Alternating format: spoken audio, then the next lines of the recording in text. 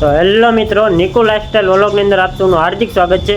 તો આજે આપણે આવી ગયા છીએ કાંઠાવાળા મેલડીમાંના દર્શન કરવા। તો હું તમને કાંઠાવાળા મેલડીમાંના દર્શન કરાવું, મારી સાથે વિડીયોમાં જોડાઈ રહેજો। તો આવી રીતે કે કાંઠાવાળા મેલડીમાં બેઠેલા છે, જોઈ જો। તમે બધાય પણ કાંઠાવાળા મેલડીમાંના દર્શન કરી લો અને કોમેન્ટમાં જય માં મેલડી લખવાનું ભૂલતા નહીં। તો આવી રીતે કાંઈનું મંદિર છે, જો આવી રીતે કાંઠાવાળા મેલડીમાં એક નદીના કિનારે બેઠેલા છે। જો આવી રીતે ઓવરબ્રિજ છે, સામે દેખાય ને તમને એક નદી છે જેને નાવલી કહેવામાં આવે છે, અને આ કિનારે બેઠેલા છે। જો આવી રીતે કંઈક મંદિર છે મેલડીમાંનું, જોઈજો। આ જગ્યા પર મેલડીમાં બેઠેલા છે।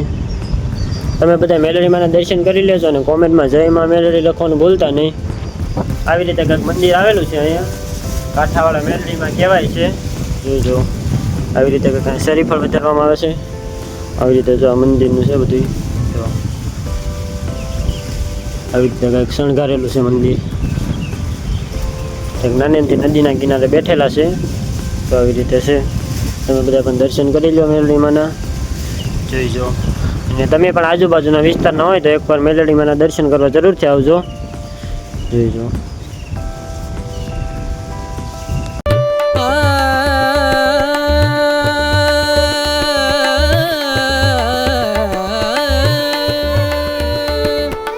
संत समागम